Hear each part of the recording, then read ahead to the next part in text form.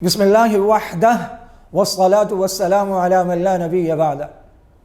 حضرت عمر فاروق رضی اللہ تعالی عنہ کی کیا شان ہے، عشرہ مبشرہ میں ہیں، حضرت ابو بکر کے خلیفہ ہیں، امیر المؤمنین ہیں، فاتح بیت المقدس ہیں۔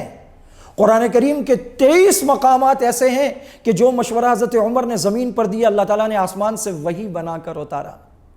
وہ جنہوں نے اپنے سکے ماموں کو اسلام کی خاطر قتل کیا، وہ جنہوں نے کہا یا رسول اللہ جس کا جو رشتہ دار ہے وہ اس کے حوالے کرے، اس کی گردن اڑائے، میرا فلاں رشتہ دار ہے میرے حوالے کر دے میں اس کی گردن اڑا دوں گا، وہ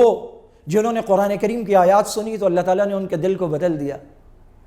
وہ حضرت عمر جو ہمیشہ آپ صلی اللہ علیہ وسلم کے ساتھ سفر و حضر میں رہے، تمام غزوات میں رہے، وہ عمر جو مزار میں بھی آپ صلی اللہ علیہ وسلم کے ساتھ ہیں، وہ عمر کہ جب ان پر حملہ ہوا تو وہ مسجد میں تھے، محراب میں تھے، مسجد میں نماز کی امامت فرما رہے تھے، وہ عمر جن کی دعا ہوتی تھی اللہم انی اسألوک شہادتا فی سبیلک وفی بلد حبیبک، اللہ تعالیٰ نے ان کی دونوں دعائیں قبول فرمائی، ان کو شہادت عطا فرمائی اور مدینۃ الرسول میں عطا فرمائی۔ وہ عمر جنہوں نے اپنے بیٹے عبداللہ ابن عمر کو بھیجا اور کہا ام المومنین سے کہنا،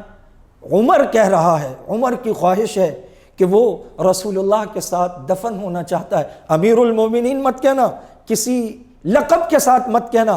امی عائشہ کو پیغام پہنچا، امی عائشہ نے فرمایا جگہ تو میں نے اپنے لیے رکھی تھی لیکن عمر کو میں اپنے آپ پر فوقیت دیتی ہوں، اور حضرت عمر رضی اللہ تعالیٰ عنہ